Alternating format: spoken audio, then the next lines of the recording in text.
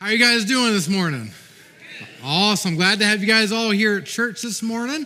Glad to have you online as well, joining us for our live stream at church. We're glad to have you all here. My name is Andrew. I am the youth pastor here. And some of you guys who may have teens back there may be like, if you're up there, who's back there with the teens? And I'm sure they're all right back there. They can handle themselves. No, we got some people back there. But yeah, I'm glad to get to speak with you guys today. If you were here last week, I was the one that rode a bike through the aisle and came up here and tossed some peanuts and beef jerky out at the crowd. And I'm sorry to say I don't have any peanuts or beef jerky to throw to you guys today. In hindsight, it was probably not the greatest idea because some of you guys apparently were getting hit with the bags of peanuts. I didn't realize you couldn't see out there, but you know, it was fun anyways. Well, we're glad that you guys are here. I was asked about a month ago if I could speak today. David came and asked me, said, hey, what are you doing on September 17th? And I said, well, just youth group. You know, I got youth group back there. He's gone this weekend, so he asked me if I could speak. I said, I'd love to step in. And he said, well, you have the book of Obadiah. I'm like, Obadiah, all right. I don't know how many of you guys spend a whole lot of time in the book of Obadiah, but I had to pull out my Bible college, my Old Testament survey textbooks to do some studying on this, which is great because, when you spend hundreds of dollars on textbooks and think you're never going to get to use them again, I finally got to use mine again. So that was fun. I got to pull those out and dust them off. And no, but really, Obadiah is a great book, a very unique book. It's the shortest book in the Old Testament, just 21 verses. Some of you guys may be sitting here like, youth pastor, 21 verses? Does that mean we're going to be getting out a little bit early today? Maybe, we'll see. We'll see how it goes today. But Obadiah, it is the shortest. It's 21 verses. And here's something really interesting, real quick, is we're not sure exactly who wrote this book. We know his name is Obadiah. We don't know his shoe size. We don't know where he came from. We don't know his siblings. We just know his name is Obadiah. And here's the reason why, is there was a lot of people named Obadiah back in the day. It was a very common name. And scholars can usually pinpoint to 2 or 3 Obadiahs it could have been that were prophets in that time. And it all depends on kind of when things happened. And that's neither here or there for us today. All we need to know is that Obadiah was a prophet sent from God with a certain message to a very certain group of people for a certain time. Now, if that doesn't sound exciting to you, I'm gonna give you a little sneak peek into a little bit of this message, is that we're going to be crossing paths with one of the movies of Indiana Jones. Do I have any Indiana Jones fans in here today? All right, some of you guys. I don't know about you guys. I loved Indiana Jones. When I was a kid, I was a huge Indiana Jones fan. I was on a vacation one time, and for some reason, my mom let me get a whip from some souvenir store. And so I had this whip, and then as an 8 or 9-year-old, I'd go in my backyard. I'd have the whip on this side of my hip. Then I had this revolver pellet gun that I'd put on this side of my hip. And I'd go out there, and I thought I was Indiana Jones. I'm letting my Kentucky show a little bit there. That's what we did, is we just went out into the woods. And so I even remember taking that whip and trying to get it up into the trees and swing across trees and act like I was on an adventure. And I can tell you right now, I probably was never successful in actually doing that into a tree. But we will be getting into that. We will be crossing paths with that. But Obadiah is a book that's for a very certain group, the nation of Edom. Now, some of you guys may have heard of Edom before, maybe just oh yeah, I've heard of that nation before. But he's addressing a nation of Edom and a little bit to the nation of Israel. So that's what makes us unique. Most of the prophet's messages were very clearly to God's people of Israel. This one starts talking to Edom. And now, so you may be asking yourself, well, if this is for a certain group at a certain time with a very specific message, what does this mean for us today? Well, we're going to get to that because God's got a great word in this, and Obadiah has a great word at the end for us that I'm excited to get to. But before we even jump into Obadiah, we need to talk about these two nations of Edom and Israel. We need to figure out who those are. So in Obadiah, when they refer to Edom, is actually referring to Esau. Edom came from Esau. That was a nation that came from Esau, and Israel is referring to Jacob. So the father of Israel, we know Father Abraham, right? Abraham was given this promise to God, and Abraham had Isaac as a son, and then Isaac and Rebekah had twins, Jacob and Esau. And that's what most point to are the father of these two nations, Jacob and Esau. So we need to look at that story because it's very important for us to understand this backstory of these two guys, to understand what Obadiah is even talking about. Because Obadiah is actually basically going to be talking about these two nations coming to a head here in his letter. So before we do that, let's look at the last word of Obadiah as we've been doing with this series. So as I said before, there's only 21 verses. So verse 21, it says, Savior shall go up to Mount Zion to rule Mount Esau, and the kingdom shall be the Lord's. So he's already using symbolism here of Jacob and Esau. Mount Zion being Israel, Mount Esau being Esau, right? So he's already using this symbolism of these two brothers and these two nations, right? So let's go into that backstory a little bit. If you don't know Jacob and Esau, you can read it in Genesis 25 to 27, those chapters. So later on today, if you want to read the actual story of these two boys, you can read that. I'm going to kind of give the highlights that makes sense for us today for Obadiah. So they were born of Isaac and Rebekah, Isaac being Abraham's son. Isaac prayed that Rebekah would get pregnant, and she did. And lo and behold, that she not only get pregnant with one child, but two children. Now, I can kind of relate to this because I have twins of my own that are about to turn 2 years old. And I remember we had our first son, and it took a long time for us to get pregnant with our second. So we prayed just as they prayed, and we had two. So I can imagine she was just thrilled to death to find out she had two babies. But the thing that was funny, there was something a little bit different at the beginning of this pregnancy. It says that they felt like they were fighting within her womb. Now, I could probably say, my wife can attest that it probably felt like our twins were also fighting in the womb at once. But this was a little bit different, actually, because God says this to Rebekah in Genesis 25 through 23. And this is important for us. It says, And the Lord said to her, 2 nations are in your womb. She probably wanted to say, pause real quick. I thought I was just having twins. Now you're saying there's 2 nations. It says, And the 2 peoples from within you shall be divided. The one shall be stronger than the other, and the older shall serve the younger. I bet she was thrilled to death with this news. I got these 2 nations that I'm going to give birth to. They're going to be divided. They're going to be against each other. What joy, right? I can't wait to see what they're going to be like as kids. All of us parents can probably attest like, man, that's probably not the best news you want to hear because siblings already have a hard time getting along. But now all of a sudden, I got these 2 that don't like each other so much that they become 2 nations. The older shall be the stronger, the one should be stronger, but then the older shall serve the younger. That's probably pretty odd for her to hear. Back then, to be the firstborn son meant a lot. And now God's saying the older is going to serve the younger, which made no sense at all. See, back then, to be the older son was a big deal because you got the family's blessing. Not only that, but you had this thing called the birthright, which meant you got a larger portion of inheritance from your family. So there was a lot riding on who was going to be born first between Jacob and Esau.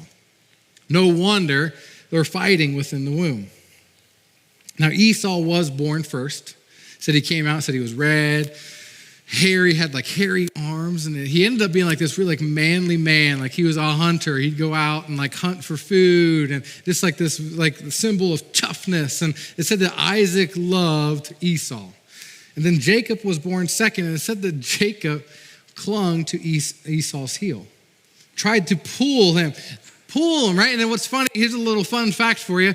The name Jacob actually, one of the meanings is to cling to one's heel. I'm like, that's a really strange reason to name your kid Jacob. But hey, it worked out for him. So he was clinging to Esau's heel. Well, why is that? Well, it's that birthright we just talked about. Not only was there a birthright on the line, but there was a blessing on the line here. Let's talk about what was to gain by being the firstborn son. So they were born of Isaac, who was born of Abraham, who got the blessing from who? God himself. Of you will be a father of great nations. So Isaac and Jacob, there was a lot more on the line here, right? There was this blessing that even came down from God himself that they were wanting to get, in this inheritance that would have been great at that point. This family would have had a great inheritance at this point. So there was a lot going on here. So that's why Jacob was clinging on to Esau's heel. I want to be the first one born. Then in Genesis 25, there's an incident where Esau is out hunting. He comes back in. He's famished. I'm so hungry, I think I could die. I think I could pass out. And he gets to the house, and Jacob's cooking up a stew. And he smells that stew, and he's like, man, I could really go for a bowl for that. I am famished right now. I feel like I'm going to pass out. And Jacob wheels start turning. Hey, I'll give you a bowl of this stew if you sell me your birthright. Now, most of us will say, heck no, right? No way. Like, I'll just go get my own food. Like, are you kidding me? I thought you would just be kind and give me a bowl of stew instead of trying to do this. Now, that's the thing, is like siblings always try to trick each other. I remember like trying to trick my younger sister into like taking the worst deal. Like, trust me, this is a good deal, right? This is what's going on here. And you would think that Esau would be smart enough to be like, no, that's a terrible deal for me. But Esau obliges. He's like, you know what? I don't need that birthright. Go ahead, take it, give me the stew.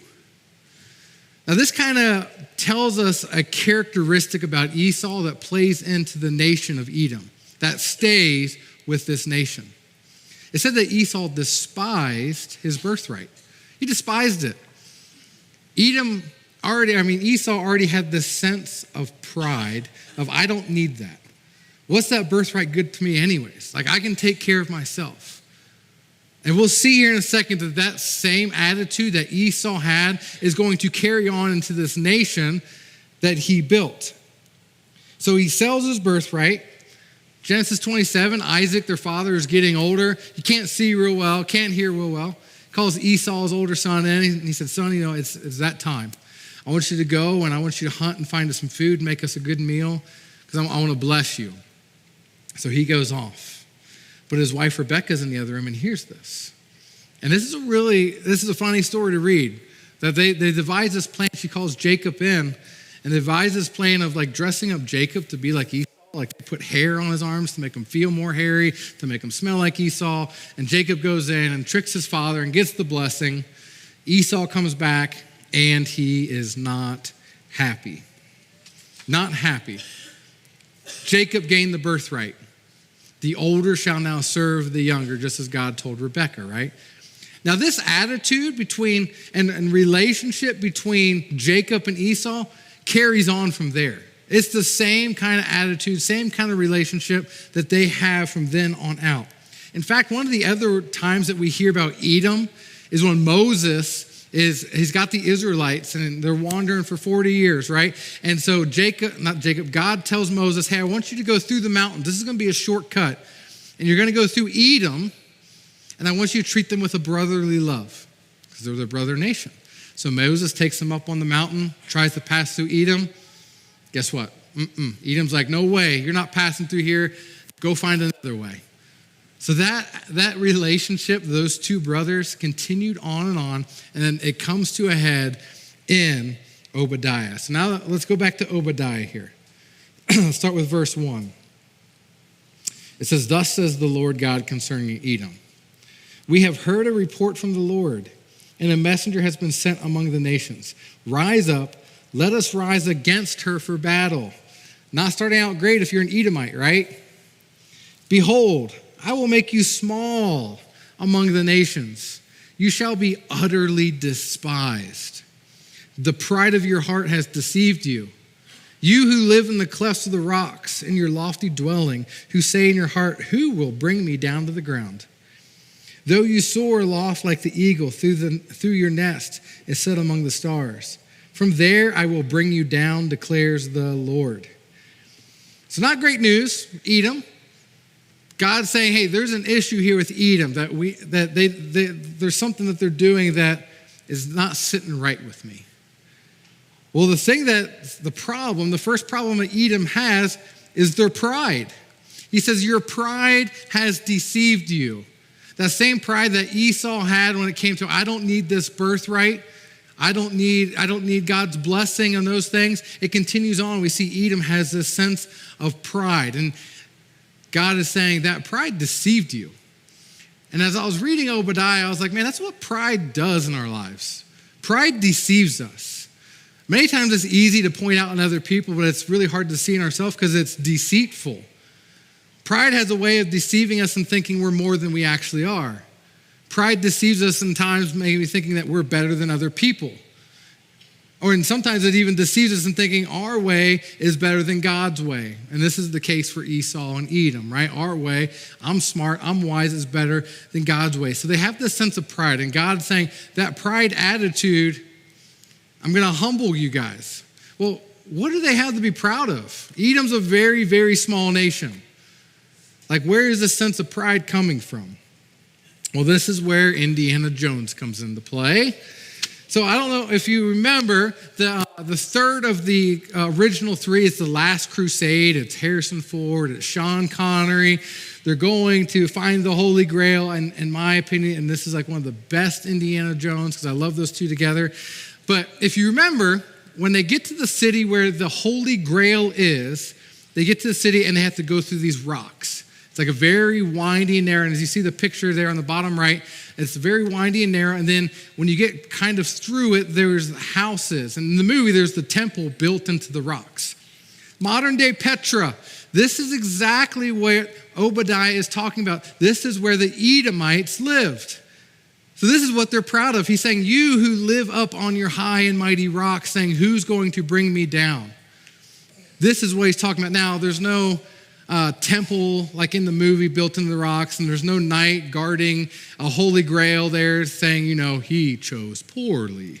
That's not there. You won't find that there, right? But this is where the Edomites would have lived. And so Obadiah is saying, like, you're so proud of where you're at. See, they thought to themselves, like, well, if anyone wanted to attack us, it'd be very difficult, right? They'd have to come through this very narrow corridor to get an army through there. It would take forever. By the time they got to us, we would already know, like, way ahead of time, and our houses are built into the rock. He's saying, that's what's making you proud. See, it's their set of circumstances is what's making them proud. Their pride is coming from a circumstance of where they live. How many times do we allow our circumstances to give us a sense of pride without even realizing it? In our own lives, maybe it's a job or title. Maybe it's wealth, maybe it's knowledge, maybe it's like that cognitive ability of I know more. Maybe we have friends in high places, like powerful friends. Maybe it's our political aligning. Maybe we have great physical abilities. I'm not here saying today that those things are bad, but what I'm saying here is what Obadiah is saying is you're taking these circumstances that you're proud of and you're using them for yourself and your own self-worth instead of using them for the good. See, that's the difference here. Is those things are fine, but we have to use those things for the good. So he's saying you have these things. He even goes on to say you're proud because of your allies. You're proud because you have wise men, which they did. Edom was known for having wise men. He's saying you're proud of these things that are circumstantial. Verse 7, this is what he's warning him is going to happen at this point. All your allies have driven you to your border.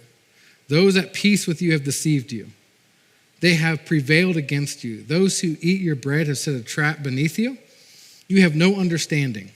So this is where they're talking about you're proud because of the people you know.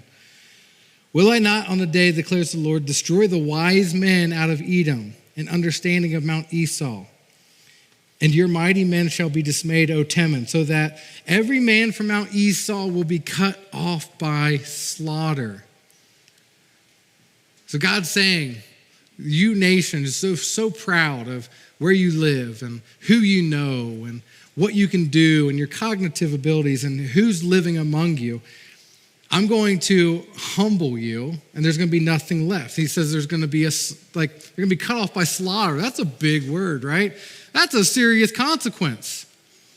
Now I can probably think of a lot of cases, and we could probably sit here and name a lot of cases of athletes, actors, politicians, even religious leaders, whatever it may be, that because of some circumstances or job titles or power felt a sense of invincibility. Like, well, I have this ability to do this really well, and that's not going to be taken away from me. Or I have all this money, so if anything bad happens to me, I got this to fall back on, right? But we can sit here and name a lot of those cases where people put their identity in these things that in a moment like that, it was gone. And that's what God is saying is going to happen to Edom. It's like all these things that you guys are so proud of that you're using to build up your own glory is going to be gone in a moment's notice. We see it happen every day, whether it's injuries, right? Whether it's a bad business decision. Maybe it's a lawsuit, whatever it may be. We know that those things happen, that people who have a sense of invincibility, sometimes those things can be taken away at a moment's notice. And we may be sitting here thinking, wow, that's a huge consequence for pride, right? To be destroyed and everything gone. Well, there's one more thing that Obadiah talks about, that there's a little bit of an issue here. In verse 10, Obadiah starts talking about this issue that God has with Edom. See, something happened back in, if you read it in 2 Kings chapter 25, we can remember that the Babylonians came and attacked Israel. And they came and attacked them. They destroyed their city. They set fire. They took them captive, the Israelites captive. And Obadiah is replaying this in his book, and starting in verse 10. And he's saying, that day when your brother nation was in peril and in peril need, you, Edom, stood and watched. Not only did you stand and watch, but you gloated, you celebrated, and then at their weakness, you went down into Israel and you continued on and helped the Babylonians steal, kill, and destroy. And not only that, he tells the story of some of the Israelites were trying to escape. The Edomites saw them and cut them off on the road so that way they could be taken captive. So he's saying the second problem that he has with Edom at this point is that you took what you had, those things of pride, and you exploited other people with them in their time of need. Your brotherly nation, you watched. Not only did you watch, but then you took advantage of them and their weakness and celebrated them and their defeat. Edom's got 3 strikes at this point. Pride, they watched and didn't do anything, and then they went and took advantage of them in their weaknesses. And so he's saying that because of those things, here's what's going to happen to you. And we'll come back to them in a second, but verse 15 of this book is where this takes a turn for us this morning. Because Obadiah in verse 15 says this. He says, for the day of the Lord is near upon all the nations. As you have done, it shall be done to you. Your deed shall return on your own head. So Obadiah here, it's really cool the way he's doing this. He tells a story of Edom, that they're a nation of pride, a nation of deceit, a nation of exploiting others and not giving any mercy. And now he's switching here. Notice he's saying the day of the Lord is coming where this will happen with all the nations. See, that day for Edom did come, actually, that they were destroyed, but this is where he's switching here. And I always say that verse 15 is a hinge piece, because this is where he's taking something and saying that all nations one day that act as Edom will get the same treatment. All those nations on that day will get the same treatment. Now, this can't be a coincidence at all. I think this is really cool. Edom in Hebrew is the exact same spelling as Adam in Hebrew. And you may say Adam, but they pronounce it Adam. And the meaning of Adam in Hebrew is literally humanity. And so this is where he's taking that hinge piece of all nations. He's saying Edom is basically an illustration for all humanity. What's going to happen one day in all humanity? Because the thing is, the root cause of sin for all humanity is what? Pride. Proverbs tells us that God hates pride. And then he goes on to list all the sins that are committed because of pride. So this is where it's turning, where Obadiah is saying, all those things that I've said, guess what? All humanity one day, that's coming as well. That's coming as well. So what does this mean for us this morning? What is this short 21 verses? How can we take this and do anything with it? Well, the first thing we should ask ourselves is this, is how do we view ourselves and respond to others in need. When we respond to others in need, how do we view ourselves? Well, this morning, do we need to take a step back and maybe ask, is there anything in my life that I'm holding on to?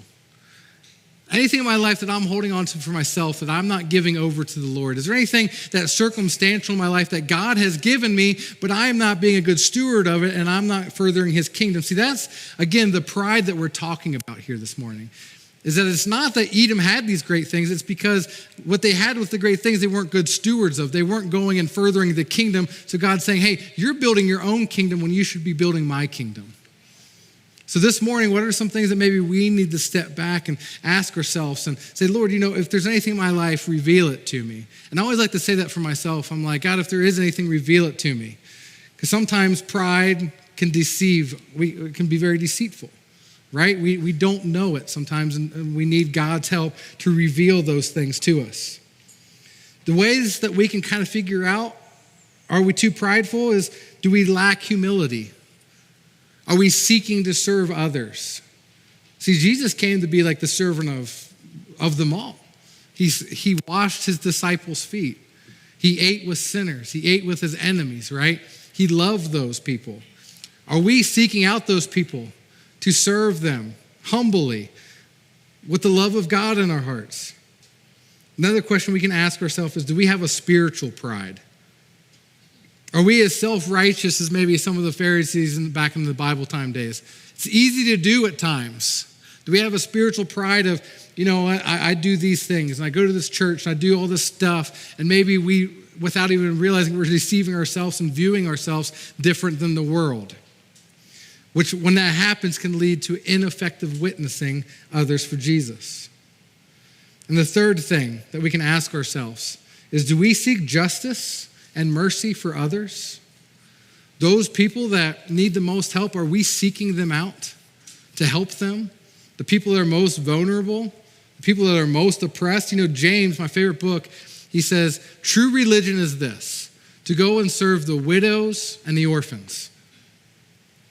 The two most oppressed people in our worlds today, right? He's saying that's what true religion is. Go to those people in their afflictions and serve them and love them. Do we seek mercy and justice for those that are given no mercy and justice, even our enemies, even the ones that want us defeated? Are we seeking to love them as well? Do we gloat when we win or when we are right? Social justice is a term that it's been really prevalent in the last few years. And, sometimes it carries some negative connotations just because what it does in the world. But at its core, social justice is a Christian term. Social justice is exactly what we should do as Christians, which is to seek those that are oppressed, those that are in need, and those people that are treated wrongly. But it's at what is at the root of that justice. I once heard a pastor say this. He says, social justice without justice for the soul is no justice at all. I love that saying. Social justice without justice for the soul is no justice at all. If we're not seeking to help others that are in need without the heart of, I want to reach these people for Jesus and I want to show them the love of God and trying to win them into the kingdom of heaven, are we really helping those people at all? Because sometimes we can have a sense of pride of what we do for others.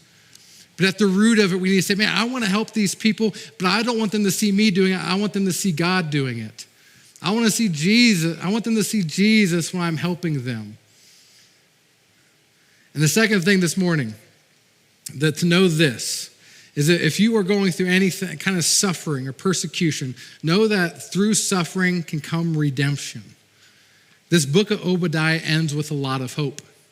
I know it's kind of it's a darker book because it's this whole idea of this nation full of pride, you're going to be nothing. I'm going to wipe you out. And that's what's going to happen to all nations. But imagine you are in Israel and hearing this story.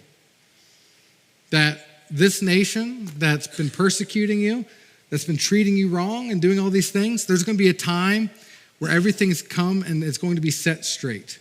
And this morning, there's suffering, that there's going to be a time that Jesus is going to come and right all the wrongs. Because as Obadiah said, there's a day of the Lord is coming We're still waiting for that day, right? The day when Jesus comes back. That when Jesus comes back, he is going to right all the wrongs. He's going to set everything straight. And we know that when we follow Jesus, when we give our lives to Jesus, there isn't a promise of fame or fortune or glory. Because we know that when we follow Jesus, there's a world out there that wants to treat us just like Edom, right? They want to gloat at our losses. They want to see us defeated. But Jesus made it pretty clear what we were to expect when we decided to follow him. In John 15, 19 through 20, he says this: "If you were of the world would love you as its own. But because you are not of the world, but I chose you out of the world, therefore the world hates you. Remember the word I said to you, a servant is not greater than his master. If they persecuted me, they will also persecute you. If they kept my word, they will also keep yours. So Jesus is saying, hey, if you follow me, guess what? The world's going to hate you because they hated me. If you follow me, the world's going to persecute you because they persecuted me. So don't be surprised when these happen. Israel, don't be surprised when Edom's persecuting you. Church, don't be surprised when the world's persecuting you. But there's hope. The day of the Lord is coming. Matthew 5, 10 through 12, Jesus also says this. He said, "Blessed are those who are persecuted for righteousness' sake, for theirs is the kingdom of heaven. Blessed are you when others revile you and persecute you and utter all kinds of evil against you falsely on my account. Rejoice and be glad, for your reward is great in heaven. For they persecuted the prophets who were before you." Jesus is given the same message that Obadiah gave at the end of his letter. That yes, Israel, you are persecuted by Edom. And yes, world, you're going to be persecuted because of my name's sake. But know that there's going to be a day where I come and I right all of those wrongs and I set everything straight. So if you're suffering here today, whether it's something in your life or you're being persecuted, following Jesus, I can't promise that following Jesus is going to cure it, but I can promise you following Jesus will help you endure it. No matter what it is in your life that you're going through, that Jesus promises that he can be there along the side with you and help you endure those things and help you endure those sufferings. Now for Edom, that day did come. 100 years later, actually, Rome completely came in and destroyed that city. And there was nothing left. And they never made a comeback. You simply won't meet an Edomite today. So just as God said, they felt the same sting that Israel felt. When he said, hey, your allies, those people that you thought were so great friendship and allies, they're going to come against you. Guess what? Rome was an ally. Those wise men you think that are going to be able to save you, those wise men were also destroyed. There was nothing left. The same for all humanity still to come. That day of the Lord is coming. So in that meantime, how can we show love, mercy, and humility and grace to those? To be ready on that day of the Lord. To be ready to meet Jesus on that day. To join us in that victory when the kingdom is the Lord's. Because we know for that day, when Jesus comes back, will be a scary time for many people. So how is us as Christians, even those that are persecuted, can make sure that there's more people on that day that are ready for that day and not full of pride and not deceiving themselves? How can we love others into that relationship with Jesus? Because just as Obadiah finished his letter in verse 21, we know, and the kingdom shall be the Lord's. And that's our hope. That we know that no matter what happens here in this world, there's going to be one day that the kingdom is the Lord. And guess what? We get to celebrate in that victory with him on that day. Man, I don't know about you guys, but I want more people to be celebrating with us on that day. Even the ones that persecute us on that day. Let's pray. Heavenly Father.